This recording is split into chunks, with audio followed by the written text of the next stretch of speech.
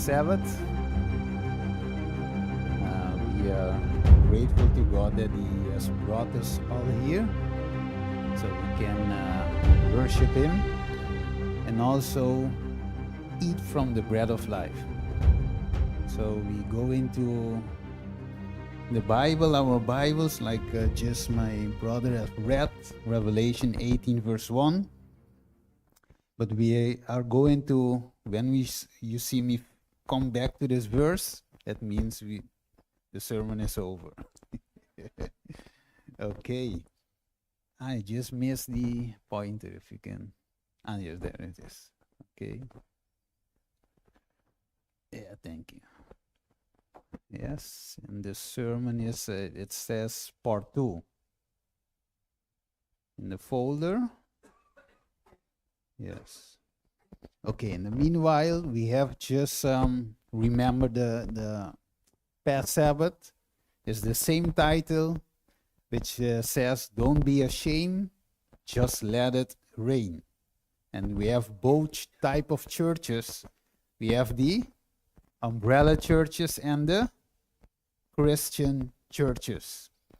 So, okay, right now, sometimes I ask myself, if Jesus will be here this morning, or one of those other prophets would be here, what would be their message on this morning? What type of message did they preach? What shall they teach to God's people? So with that in mind, we must follow their example, the things they taught in their time. So when we see here, this the other one, the part 2, this is part 1. Yes. So like my brother just said right now, we have here during the week some sad newses. And also we see violence in the streets. We see families are breaking up. Yes.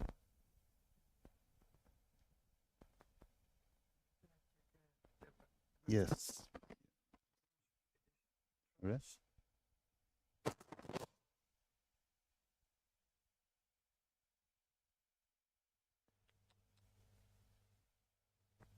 Hello, 1 2 1 2 test. Yeah. Okay, right now. Huh? Okay, thank you. So right here. Yeah. Okay. Okay, let's have a word of prayer. Let's pray.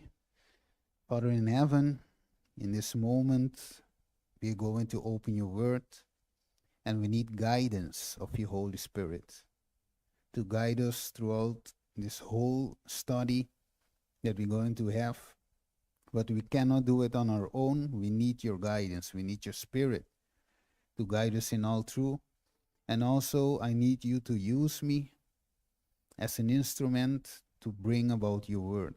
So hide me in this moment so you can speak through me. And not my words, but your words. That is my petition, Father, in the name of Jesus Christ. Amen. Yes. So we see, yes, this one. So we see what's happening around us. And that's why I asked myself, if Jesus was here, what should be his message? Because people are sitting with things, what things that they see. Maybe for example, they see on the news, they see on their own family, they see in the church.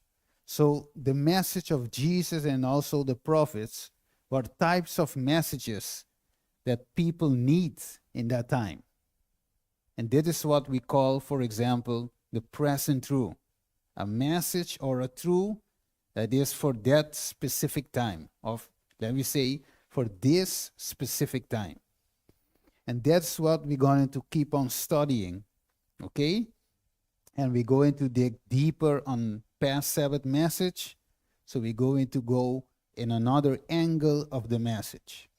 Okay, so what has just happened this week? Okay, yes. We have heard about all about in all the newses. They have covered. Everybody's talking about this. And also I saw in a couple of videos that some of our brothers, our pastors, are dealing with that specific topic about this, about Charlie Kirk. So when I was checking this yesterday, and I went on say, okay, when was it? And it was on 10th of September that he have died. And when I was thinking about that, and I said, but wait a minute, the next day is going to be what? 11. 9/11. So I say maybe it's not 9/11, but one day before, but it's the same thing because there is something that the enemy wants to happen. Remember, the goal is to restricting our liberties. So they have to make something that people, they say, no, we have to take action. Right? So, okay, the next day will be 9/11. Okay, but the question is, what this man has fought for? Okay, freedom. Okay, and also to make America what? Christian again. Yes, great again or Christian again. Let me just see if this, you don't see it move. Okay, right now, so we can see on the screen, for example, what on the screen, the news. Let me just check it also. It says we know of what we know about Charlie Kirk shooting. And the next we can see, I don't know, let me see why. Okay, yes. So we can see the next on the news and keep on going. We see also here, it says, Charlie Kirk once pushed a secular worldview, and now he is fighting to make America what? Christian again. So it's the same as Donald Trump, because they walk in together. So you have the same goal. Okay, I don't want to read all of that, but let's hear something very specific here, because the question is, or the question they're going to ask him later is, how do you want them to remember you? Right? So we're going to that point also. But let's see the next slide. Let me see. I would love to know your... Okay, so Charlie, we come back question to that. You asked me is, yes, before I... Let me just check. Now let me go back. Let's go here. Okay. So Charlie Kirk.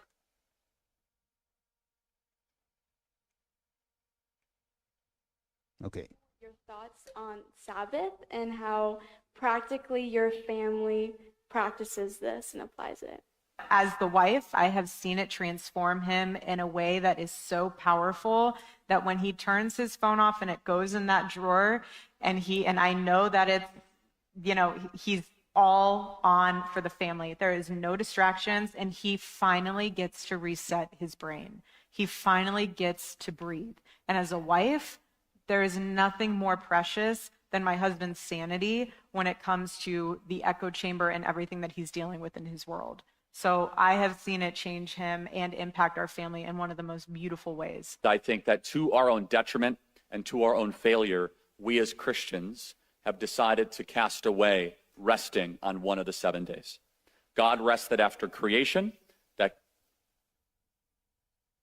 That comes before the Hebrews. It comes even before the creation of the modern world and civilization as we know it. And it says very, very clearly in the scriptures, for 6 days you shall work, and the 7th day you shall rest. If you are feeling overrun by society, you might be feeling depressed or anxious, here's this one way that you might be able to improve. Turn your phone off for 1 day.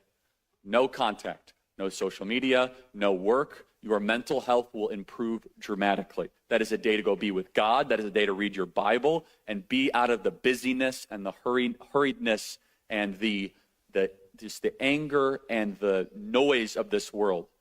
Go back to God's natural rhythm, and it's made our family much tighter. So Charlie, Okay.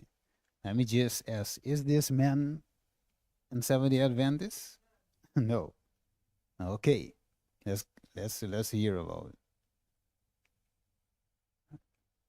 See what it says. I would love so Charlie Kirk, little bit of your background, religious background.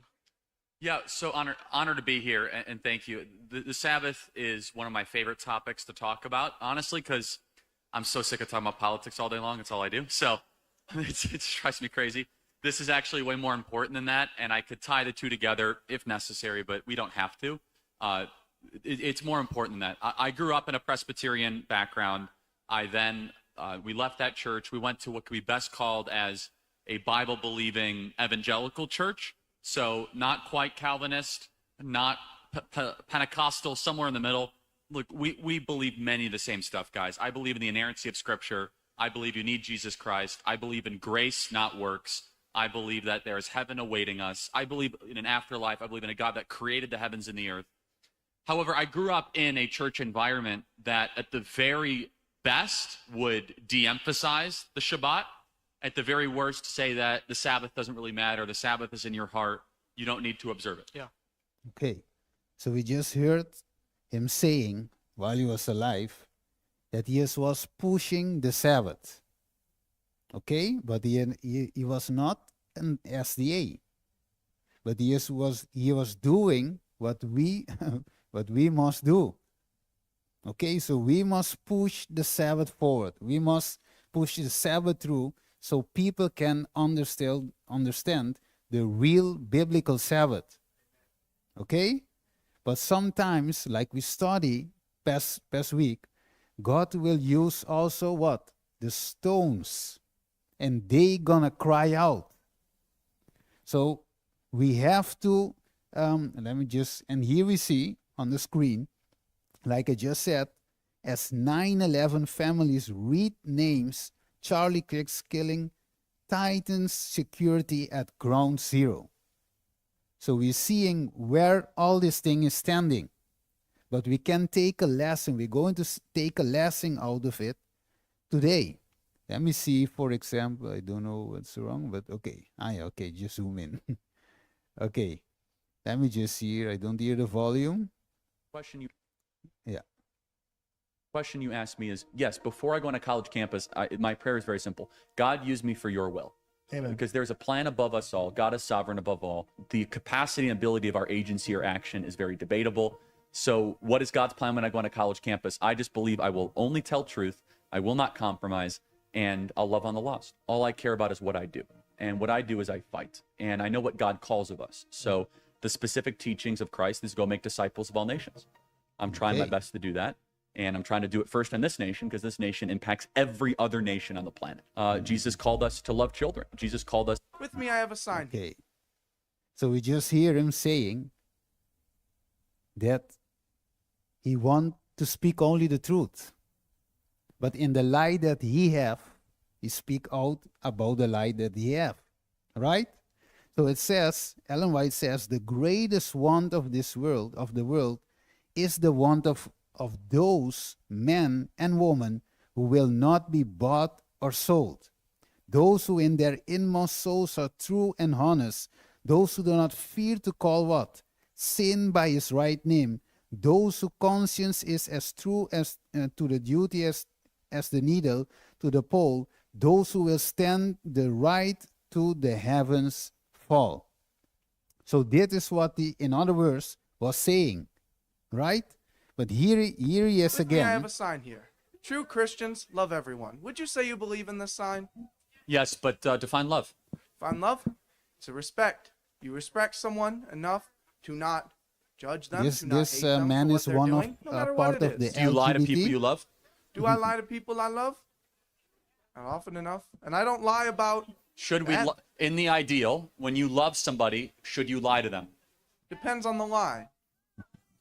Say you have a sibling and they have a dress on and it is just ugly. The ugliest thing you've ever seen. Okay, so he was speaking to this man, and he was openly showing him also that this is not the way God has created man.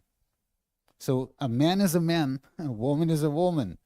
Okay, so when you finish watching the video at home, you'll see the whole conversation. But the point I try to make is that this man, he doesn't has all the light. But what he was sharing openly and without trembling.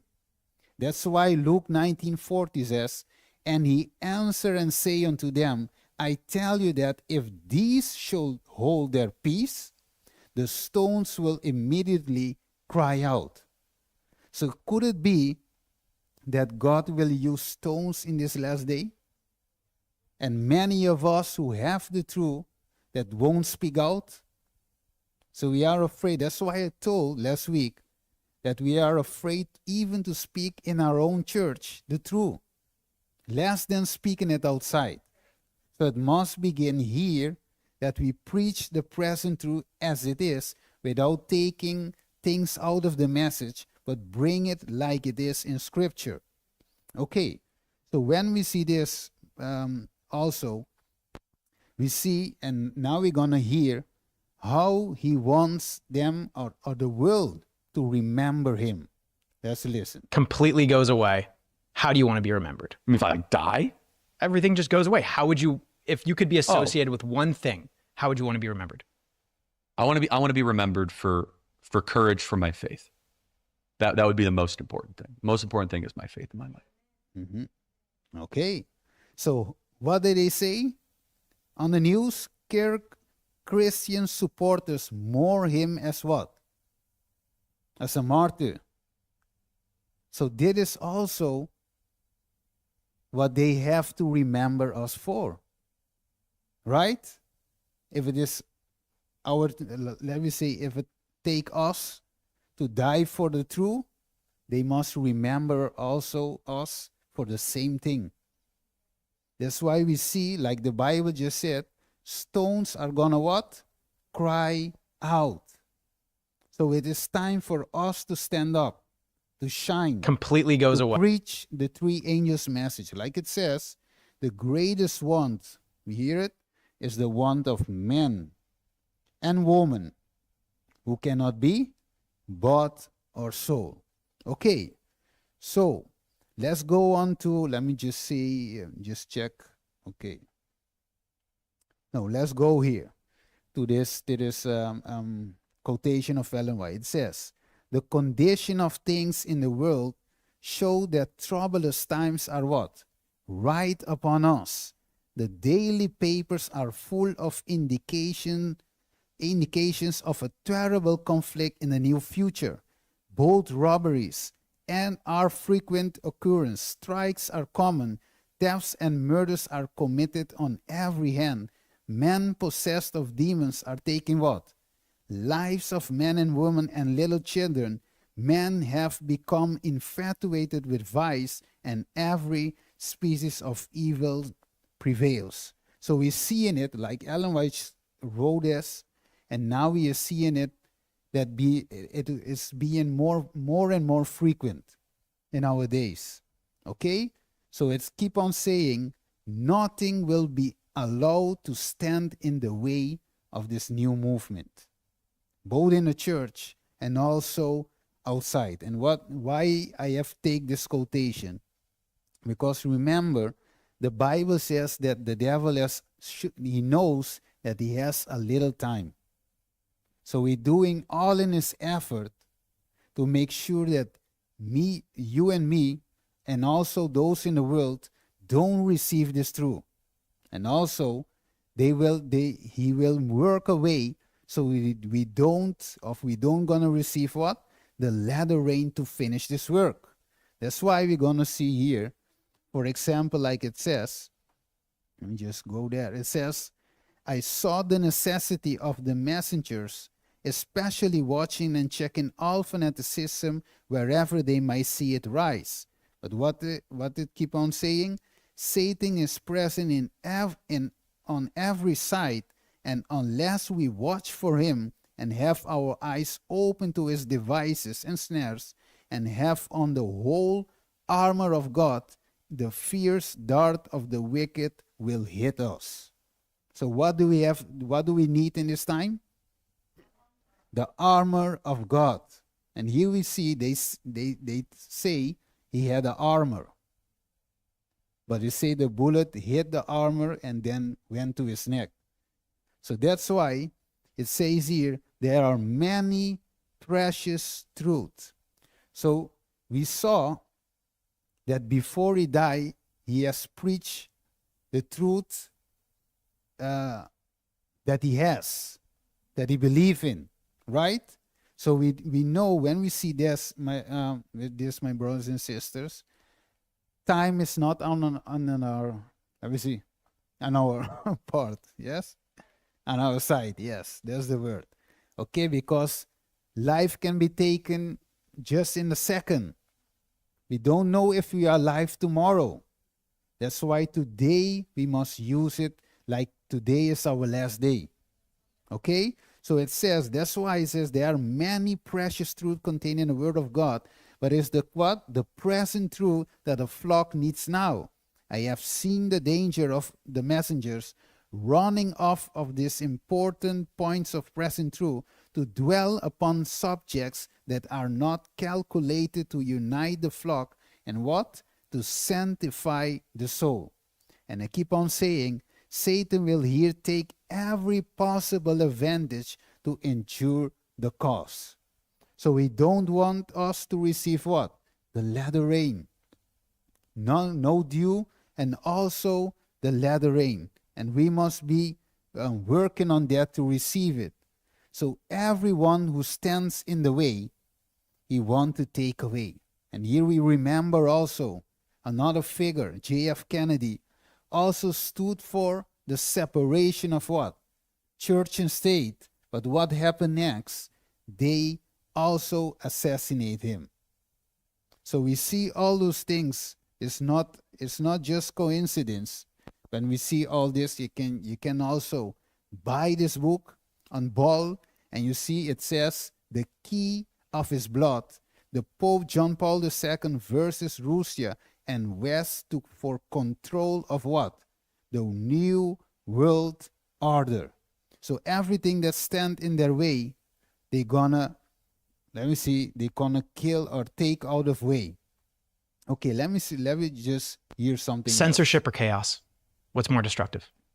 Censorship, without a doubt. Absolutely. Okay, what do you say? Censorship, okay, or chaos? Which of those two are more destructive? Censorship.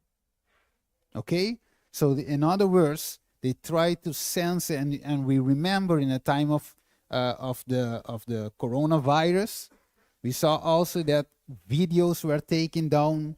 Everything that speaks contrary to what they say will be taken down. So we see it's going to be more and more frequent, all those things that we see. Okay, so what do we see all through the First American Amendment? If we see the First Amendment, we see also that it speaks about what? The freedom of religion, okay? The free exercise thereof, or abide in the freedom of speech or the freedom of press. But nowadays, you see that you can't even speak anymore. So that's why in the time we're living in, like the brother just shared his testimony, we have to go outside to evangelize. We have to do the work now. Why? Because the day is coming that we cannot do it anymore. Nor online, nor in public. No way. If they know we are going contrary to their way, they're going to shut us down. So right now is the time to do everything that we have to do. It says here in the book, Great Controversy, the Constitution of the United States guarantees liberty of conscience. Nothing is dearer or more fundamental. But Pope Pius, in his encyclical, what he says, the absurd and erroneous doctrine or ravings in defense of liberty of conscience are the most pestilential error. So here it says in the book Great Controversy that we see that he is against what? Liberty of conscience, religious liberty. So he The papacy want to control that. So we want to first take away the First Amendment, and then we can see also in Daniel, go with me in Daniel chapter 7. Most of us know already that verse, Daniel chapter 7, verse 25. It says the following. Let me just go. Okay. It says, and ye shall speak great words, is the little horn, words against the Most High, and shall wear out the saints of the Most High, and think to what? Change times and law, and they shall be given into his hands until a time and times and the dividing of times. So he shaped the policy of the nations, change everything according to his way, to accommodate his way. Because remember what he wants again. He wants to be what? He wants to be the Lord of this world. He wants to rule this world like in the old days in Rome, the iron feet. Now he's using religion as a form so he can enter to take control. Okay, so let's go back again where we are. Let me see what's happening. Okay, yeah, okay. So we go into, let me just go. Censorship. Okay. Yeah. Okay. So let's read again. It says, it is now. What? The time is now to allow our mind to be engrossed with things of minor importance. Okay? It says the Sunday movement is now making its way in what? In darkness. But may I add, it's now making its way in the light, because we are seeing it all over the news. So it's not anymore in darkness. It is in darkness for those who don't know. It is in darkness for those who don't study. But for us right now, it is not anymore in darkness. We see all those events taking place, that the Sunday law is about to be passed. So we are living just before the close of probation. And it says the Sabbath, of course, will be lightly regarded, and also the God who created it. Nothing will be allowed to stand in the way of the new movement. So the beast system has one mind and one plan, and that plan is to be, and the plan is controlled by Satan himself, to bring us into a false worship and to receive his mark, which is called the mark of the beast. And if we read, for example, Revelation 17 verse 13, said, these have what? One mind, and shall give their power and strength unto the beast, and for God had put in their hearts to fill his will, and to agree and give their kingdom unto the beast, until the words of God shall be fulfilled. So there we are. We see that they have what? One mind. Okay? They have one plan. But notice the message of Elijah, like we spoke past Sabbath, was a message of what? Separation of church and state in the times of Jezebel and Ahab, and also the false prophets. He wants to bring about again that separation, because the union of church and state brought apostasy in the land. And that caused the draw in the land, and that caused also hungry for what? Hungry for the word of God.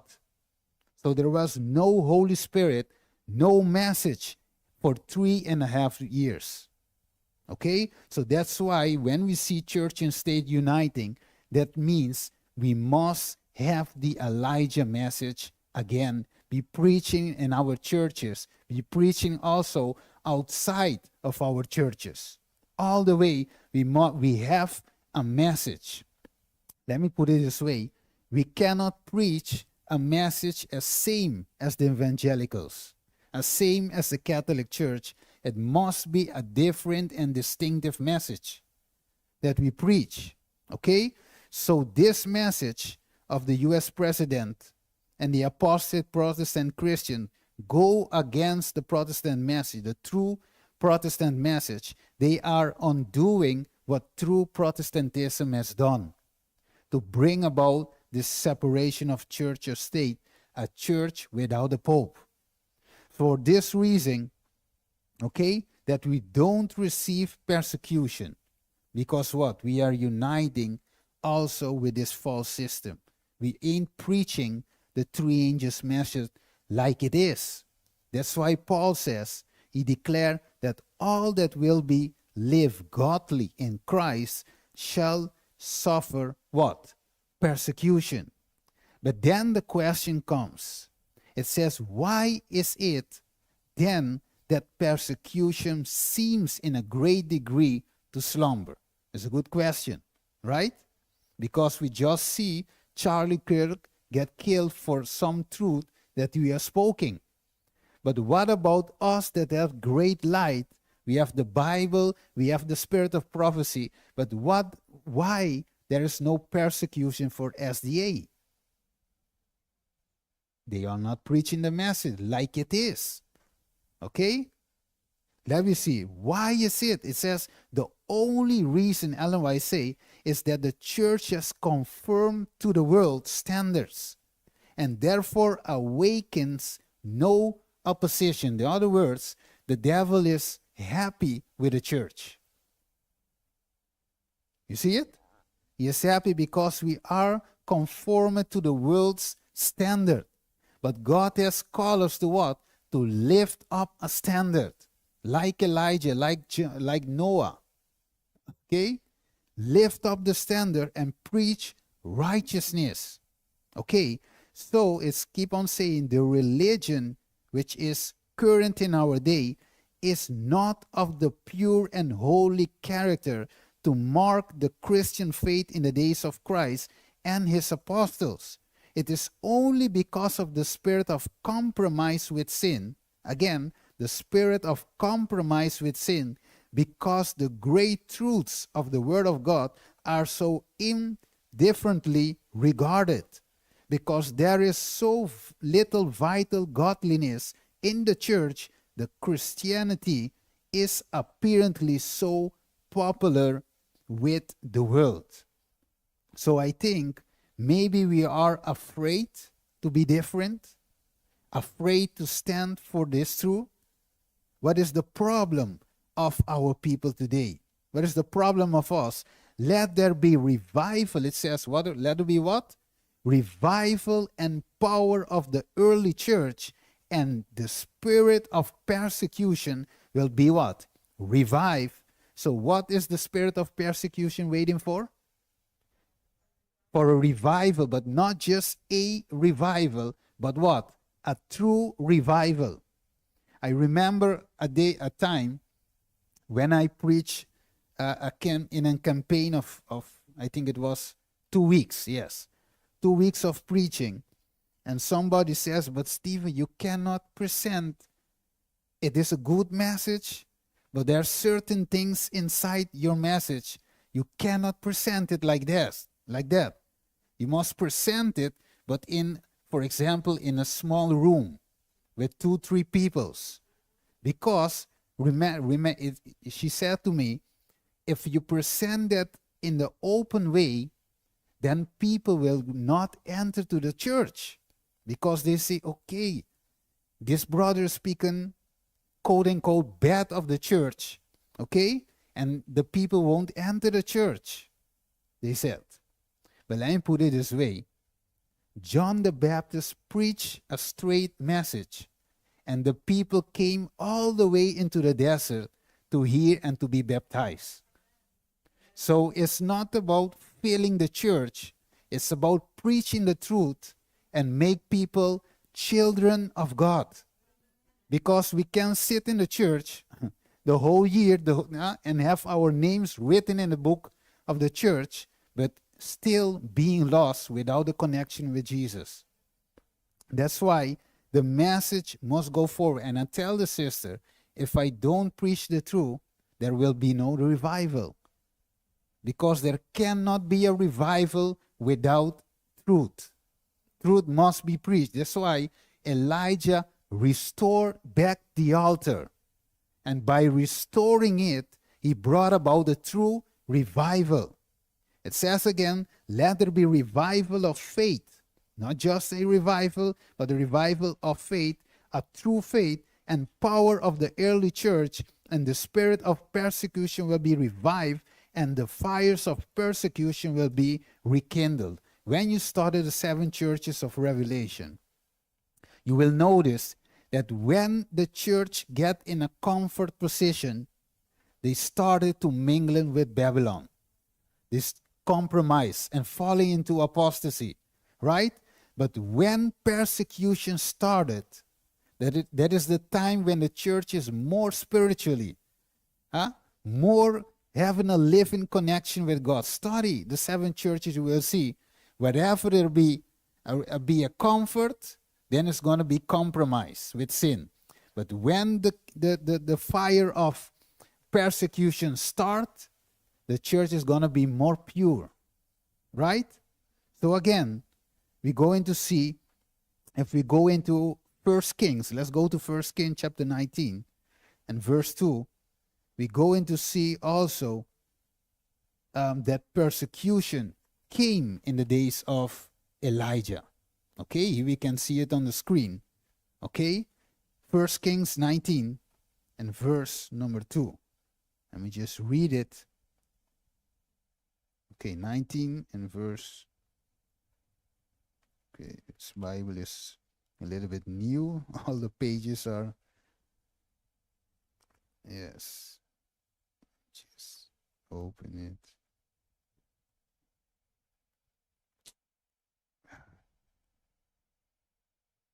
That's why old Bibles are better than new ones.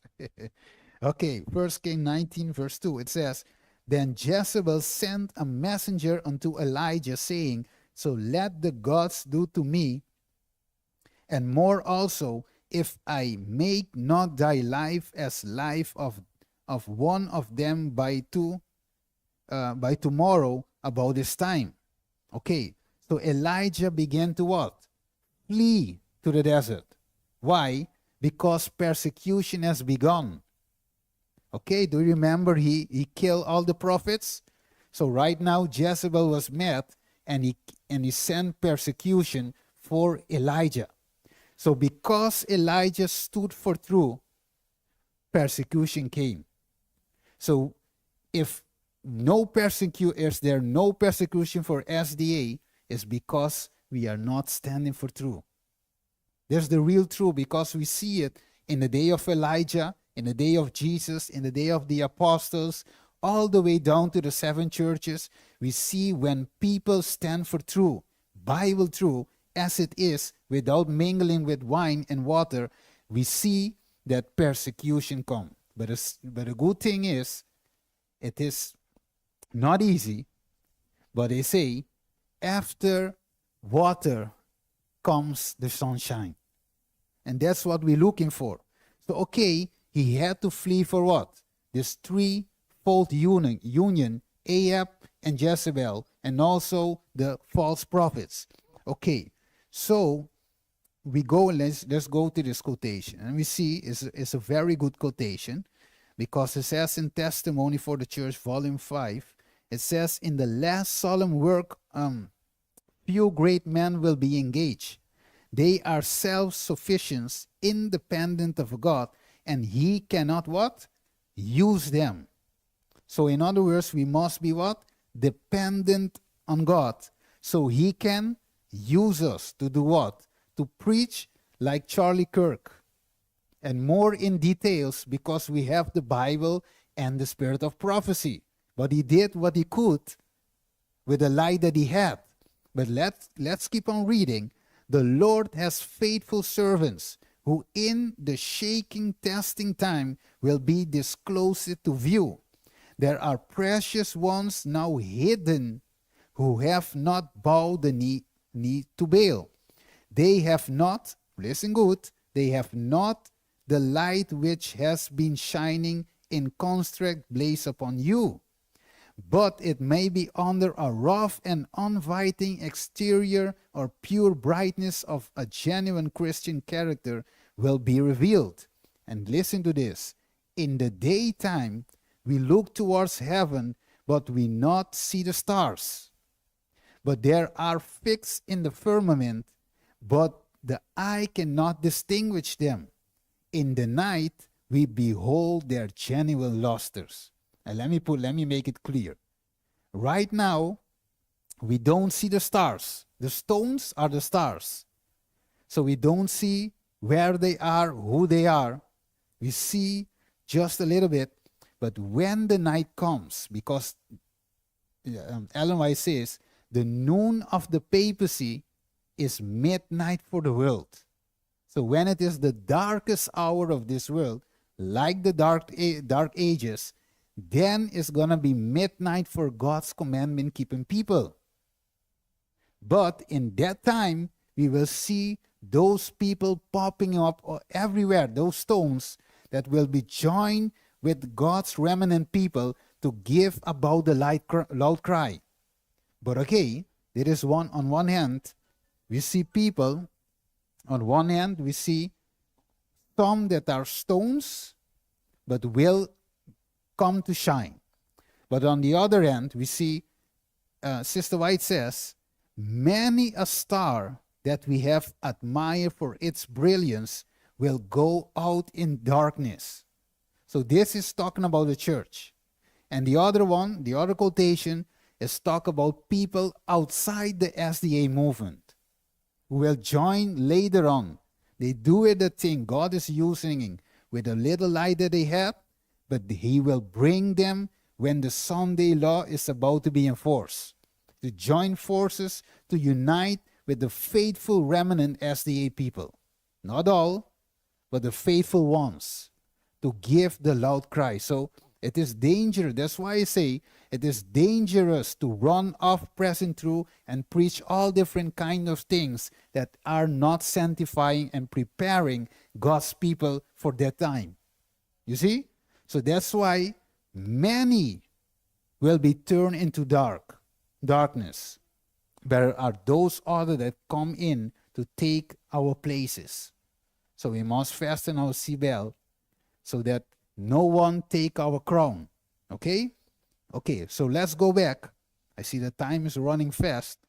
Elijah had to bring what again? A revival of true worship. Okay, 1 King 18 and verse 30. Let's read it again from last past Sabbath. It says, and Elijah said unto all the people, come near unto me. And all the people came near unto him, and he repaired the altar of the Lord that was broken down. And the question is, who broke the altar down? You seeing it? Who broke the altar? It is the false prophets, the false union, the church of God who was also mingled with Jezebel. And that's why today we see the altar is broken down, because Israel is God's people, is God's true chosen people. But even though they are God's people, they are broken the altar. They had allowed this false union taking place, so the altar has broke. Verse 36, it says, and it came to pass at the time of the offering of the evening sacrifice that Elijah the prophet came near and said, Lord God of Abraham, Isaac, and Israel, let it be known this day that thou art God in Israel, and that I am thy servant, and that I have done all these things at thy word. Okay? And then I keep on saying, verse 37, hear me, O Lord, hear me, that this people may know that thou art the Lord God, and that thou hast turned their heart back again. So there must be a message to turn back the heart of people again. So the people's heart are far away. That's why Isaiah says they are worshiping me with their lips, but thy heart are what? Far from me. So the message of Elijah must be repeated today, beginning in our homes, beginning in our churches, beginning then in the world as third place. So first our homes, secondly the church, and third place outside, because we cannot preach what we don't live. Okay, verse 39. It says, and when all the people saw it, they fell on their faces. Okay, let me just go slowly. Because when Elijah restored the altar and bring about true worship, revival, and reformation, what was the result? Verse 39, let's read it again. And when all the people saw, because Elijah asked God, let them see. So they saw what's happened. They saw fire came down from heaven. And when they saw the sacrifice burned up, and they said, they fell on their faces and they said, the Lord, He is the God. The Lord, He is God. So let's remember me of Revelation 14, verse 7. That says what? Fear God and give glory to Him. Right? Because what? The hour of His judgment has come. Worship what? Worship Him that has created what? The heavens and the earth and the fountains of water. Okay, so in order to restore back, to take people to worship God, there must be a message. You see why Ellen White emphasized on the present truth and not precious truth? That's why I'm very happy when I saw the invitation the first time in this year, that this year is a revival year here in Den Dungen, right? And I wish that all our churches here in the Netherlands has the same agenda. And even though they plan a revival, it must be a true revival. Because most of the time we are planning revivals to just come together and sing and dancing, but that is not a true revival. Revival is a turning away from sin, turning away from apostasy. Admit that we are sinners. Admit that we are in sin. Admit that we are in apostasy. But when it comes to that point, they say, don't talk about that. Just preach Jesus, and that is enough. But if you don't talk about that, people gonna stay in that position, stay in sin, and there gonna be no true revival. Okay? So it says here, 1 Kings 18, verse 21. Let's go there. Okay? And Elijah came unto all people and said, how long halt ye between two opinions? If the Lord is God, follow him. But if it Baal, then follow him. And the people answer him not a word. So they are what? Speechless. Because when they saw Elijah, they are speechless. Many a time when you bring this through, people become speechless. But it's time to speak. It says here in Prophets and King, as Elijah saw Israel going deeper and deeper into idolatry, his soul was distressed and his indignation aroused. Are we distressed today? When we see majority of our churches are going into idolatry? And I said it again, the axe must be laid at the roots. Otherwise, if we don't lay the axe at the root, then you are not preaching nothing.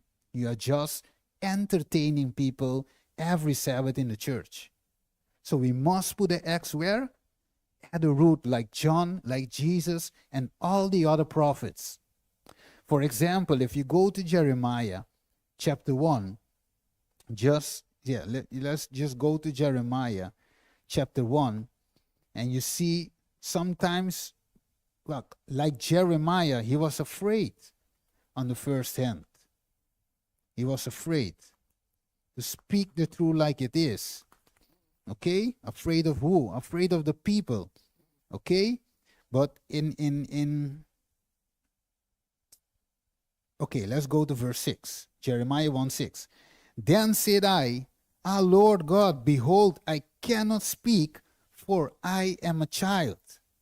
But the Lord say unto me, Say not, I am a child, for thou shalt go to all that I shall send thee, and whatsoever I command thee, thou shalt speak. So what if we don't speak what God commands us? You see the danger? Because when God calls us, is to speak, not to be quiet or speak some truth. We must speak all truth. Okay. So let's keep on saying God had done great things for his people. Okay, let's go to the red part. But the beneficence design of Jehovah were not well nigh forgotten. Unbelief was fast spreading spreading the chosen nation from the source of their strength. Viewing this apostasy from his mountain retreat, Elijah was what? Overwhelmed with sorrow. And that is what we must have today. Overwhelming sorrow. Okay? Because we see, my friends, there is no dew and no rain falling in our churches today. Many of our churches are what? Umbrella churches. Because the rain falls but on the umbrella. People are not receiving the rain. Right? That's why it's a difference between the umbrella churches, or may I say, the SDA umbrella churches versus the real SDA Christian churches. In the world, we're not speaking about the world because they are umbrella too. But we supposed to be other. All right? We don't have to have this umbrella. We must take it down to receive the dew and then the rain at the end. Okay, so Elijah, let me just go again to 1 Kings 17. Let's go rapidly. 1 Kings 17. So remember to do a sign when I have to close, and I will watch the sign. Okay, so, okay. Are we there? 1 Kings 17. Okay. And then it says in verse 1, and Elijah the Tishbite, who was of the inhabitants of Gilead, say unto Ahab, As the Lord God of Israel liveth, before whom I stand, there shall not be dew nor rain these years, but according to my word. Okay, yes. Okay, so when we go into finish this message, you shall see what God expects of us. Okay? So, okay, there is no again. Let's go again. There is no what in Israel? No dew, no rain. Because of what?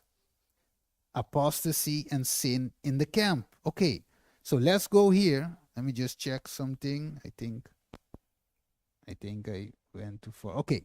Elijah's prayers was answered. Oft repeated appeals, remonstrations, and warning had failed to bring Israel to repentance. Listen very carefully. The time had come when God must speak to them by means of judgments. So God first tried to send people to preach, to give the message. But if people don't listen, if we don't listen, what comes next? The judgments, right? And I'm going to skip this part. So what must happen to us today, God's remnant people in this last day, is the same thing that happened in the days of Elijah. Okay? A true revival of reformation must be taking place in our midst. Right now, God's church in 2025 has no dew, no rain. Okay? They are not preparing the members to receive it because there is no message to prepare people to receive it. But the close of probation is right there. We are nearing the close of probation. Okay? And it says here in Malachi, let me just go rapidly. I'm going to skip Malachi. Yes, and I go to Malachi 4. Okay, look what it say. It say, behold, I sent you, who? Elijah, the prophet, before the coming of the great and dreadful day of the Lord, and he shall turn what? The hearts of the fathers to the children, and the heart of the children to the fathers, lest I come and smite the earth with a curse. So before the time, who must come? Elijah. With what? With a message. And what type of message? Present true for this time. Okay, let's see. Let's go to see before we close. Well, you just saw last night's premiere of CBN's documentary, The Revival Generation, and it happened, of all places, the Kennedy Center. Well, now let's take a look at the highlights from the story of a prayer movement that's led to thousands of baptisms on college campuses across the country. Okay, so what has begun? The revival generation. So, are we seeing it? So, we need true revival because remember, Ellen White says, the devil is a diligent Bible student. He knows what God expects of his people, but he tries to hinder the rain, hinder us to receive it also. That's why they keep us in this entertaining all around, but God needs people to stand up for truth and preach it. You see? And in the enemy, on the other end, you see God's people is sleeping, and he bring about a false revival on the other end. And how many students are baptizing? Thousands, tens of thousands. Look it. I'll never forget what I saw. Thousands of students around this body of water. We baptize in the name of the Father, and the Son, and the Holy Spirit.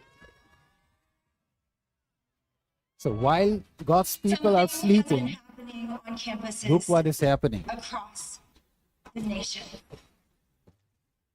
People, thousands of people are Out of the water, and baptizing. they're like, made new in Christ. It is beautiful. But look the type of music. And this is what they call revival. There's so many people that don't know their love, that don't. Okay? Welcome back to Christian World News. Well, over the past few years, thousands of college students have given their lives to Christ during campus revivals, and it's all captured on film. The Revival Generation, a CBN documentary. Okay, and look Time for Christian media and beyond. Just thinking about the fact that we're talking about Christian revival at the Kennedy Center of all places tells you that there's... Okay, so you see who? Ben Carson. Who is he? Adventist, okay? Okay, so here we can see Carson open up this membership, open up about this membership in the Seventh-day Adventist Church. But he is talking about a revival. But what kind of revival? Here we can see. You should be the most powerful people on earth, in a sense, and yet you have less power. And I pointed down to Fifth Avenue, which was 68 stories below, and I said, that means that anybody on Fifth Avenue, in theory, has more power than you do. And that's not the way it's supposed to be. It's supposed to be the opposite. We have to give your voices back. And I've given you voices back. And that's one of the reasons that we see upticks now, I think, in religion. So it's very important.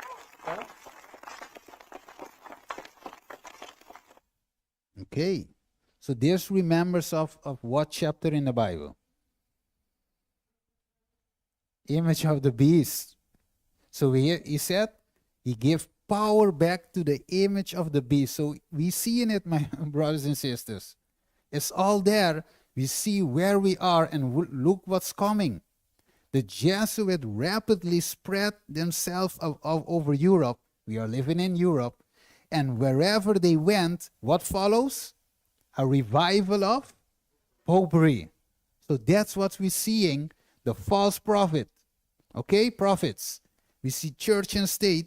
So we all there, my friends. And here it says, there is an emotion, excitement, a mingling of what? True with the false, that is well adopted to mislead.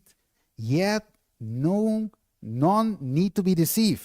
And I go to the yellow part. Wherever men neglect the testimony of the Bible, turning away from those plain soul teaching truths which require self-denial. That's what we don't want. And renunciation of the world. That's also what we don't want to do.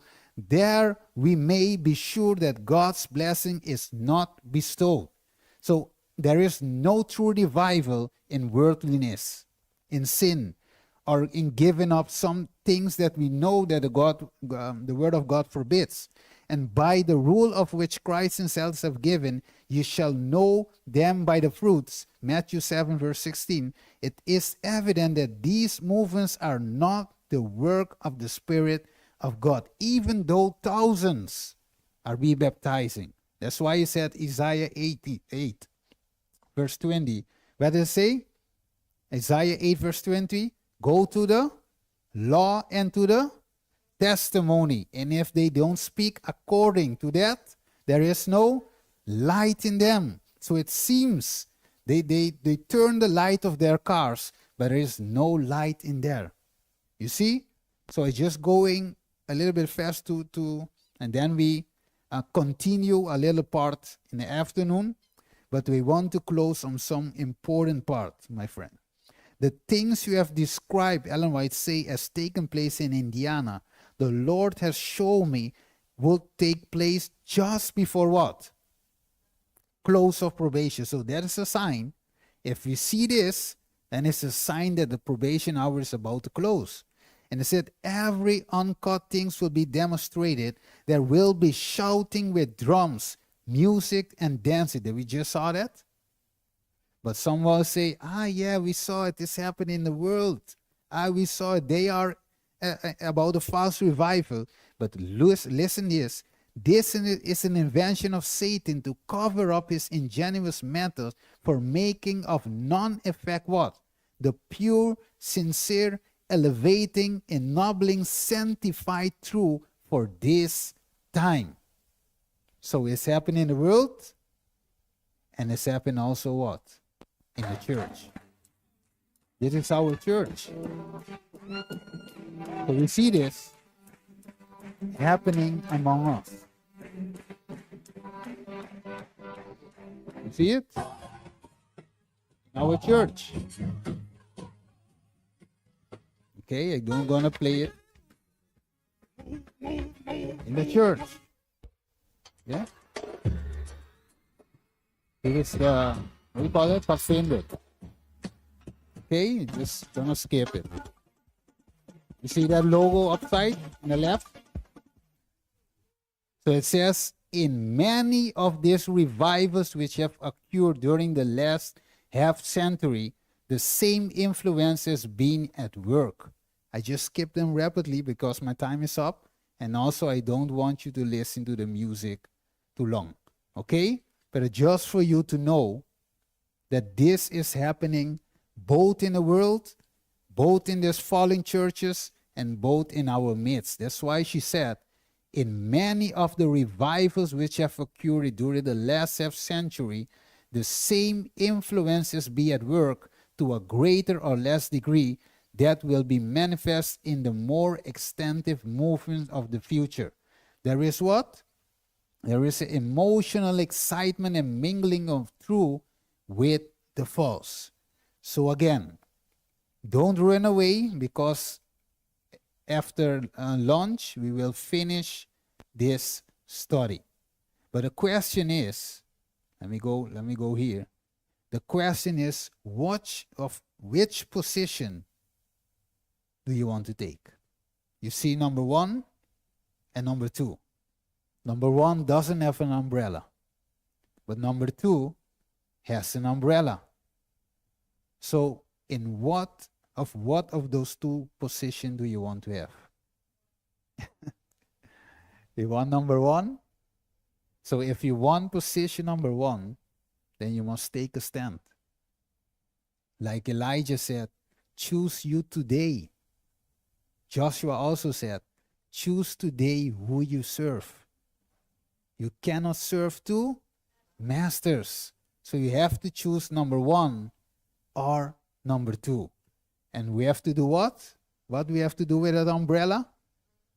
Throw it away. Because if you keep it, there will be no dew and no rain.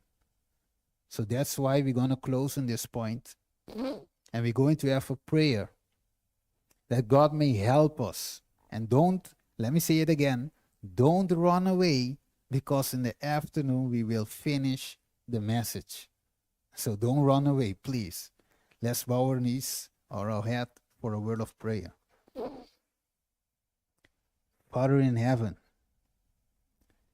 today we have studied. We see the time is running too fast. But the part that we have studied today, we have been understanding what is hindering the rain to fall on your people. We have seen that it is sin.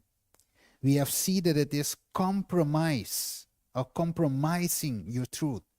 We have seen the mingling with the world and also your truth. We have seen that others are standing like Charlie Kirk for the light that he has, but we as your people are not standing for pressing truth.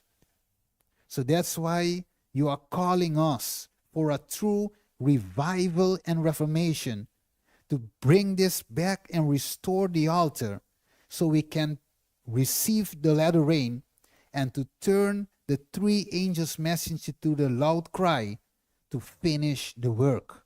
Revelation 18 verse 1, you are saying that the earth is going to be lightened with the glory of God. And that's, we want to be a part of this movement, last movement, to shine the light in this dark world. May God, may you help us and help this church and help our other churches here in the Netherlands and also around the world to stir up that fire again, restore back those altars again of truth. So this we ask, Father, in the name of Jesus Christ. Amen. Amen.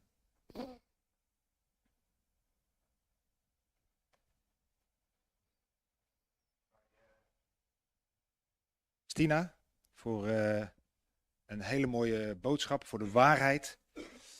De hedendaagse waarheid. Wij danken God dat wij in een kerk mogen komen, elke Sabbat, waar wij niet weglopen voor de waarheid, maar waar wij de waarheid omarmen. En ik voel ook duidelijk een oproep aan ons, dat wij de straat op gaan, dat we de mensen vertellen, ons licht laten zien, het licht wat we weten uit de Bijbel. Het plan was om aanstaande dinsdag misschien naar Den Haag te gaan, omdat daar Prinsjesdag is. Er zijn heel veel mensen. Of komende sabbatten misschien weer de straat op gaan. We zullen straks met een paar mensen even praten wat we gaan doen. We moeten de straat op. We danken onze broeder Cristina voor deze mooie boodschap. En dan gaan we over naar het slotlied 184. Jesus paid it all. En dat is ook waarheid.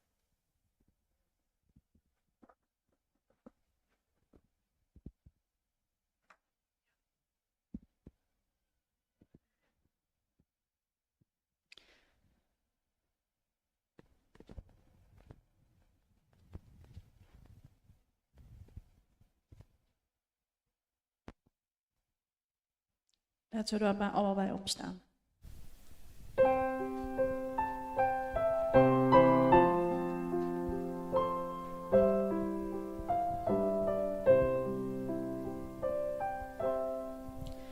I hear the Savior say, thy strength indeed is small. Child of weakness, watch and pray. Find in me thine all in all. Jesus paid it all to him I owe. Sin had left her crimson stain, he washed it white as snow. Lord, now indeed I find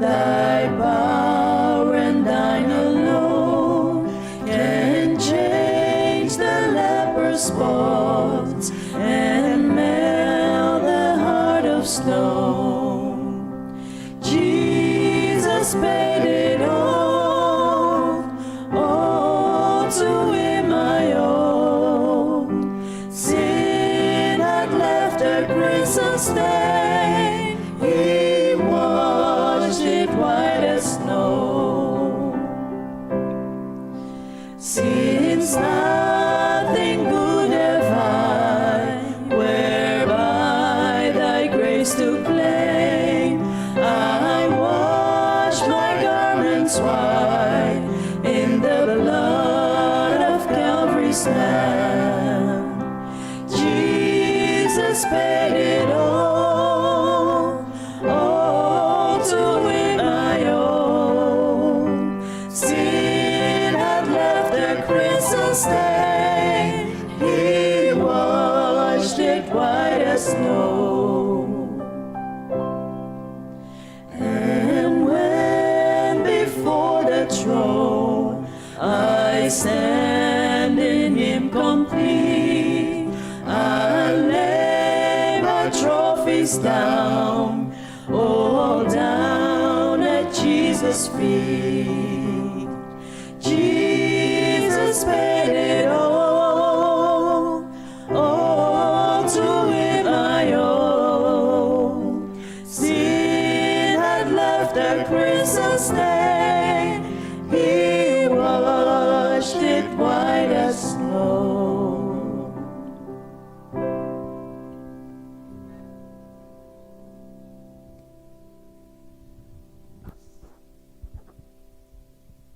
En voordat wij deze eredienst eindigen, wil ik u de zegenbeden meegeven. En de Heere sprak tot Mozes: spreek tot Aaron en zijn zonen en zeg: zo moet u de Israëlieten zegenen, door tegen hen te zeggen: de Heere zegene u en behoede u. De Heere doe zijn aangezicht over u lichten en zij u genadig. De Heere verheffen zijn aangezicht over u en geef u vrede. Zo moeten zij mijn naam op de Israëlieten leggen en ik zal hen zegenen. Wees gezegend. Amen.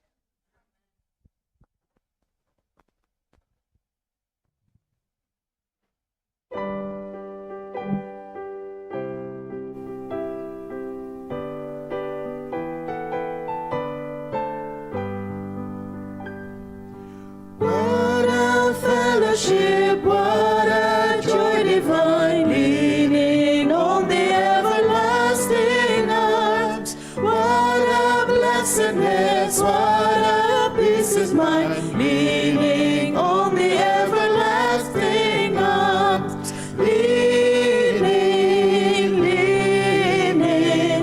safe and secure from all alarms. Leaning on the everlasting arms. Oh, how sweet to walk in this pilgrim way, leaning on the everlasting arms. Oh, how bright the path grows from day to day, leaning on the everlasting arms. Leaning, safe and secure from all alarms. Leaning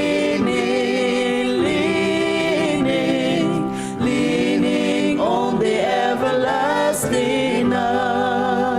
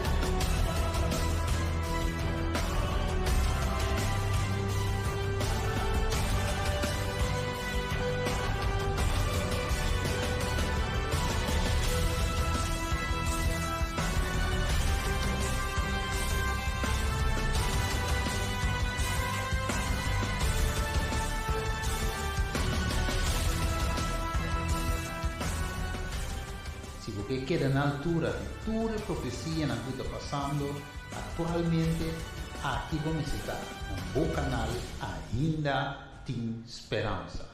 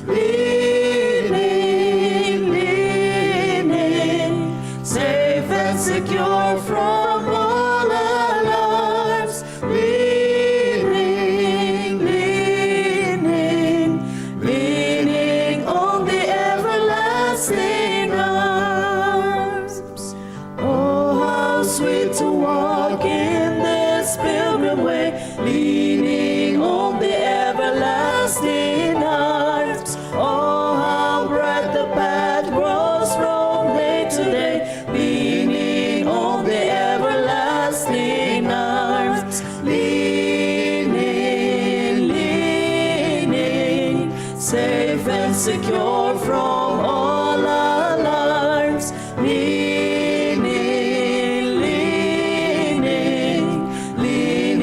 on the everlasting arms. What have I to dread? What have I to fear? Leaning on the everlasting arms. I have blessed peace with my Lord so near. Leaning on the everlasting arms. Leaning, safe and secure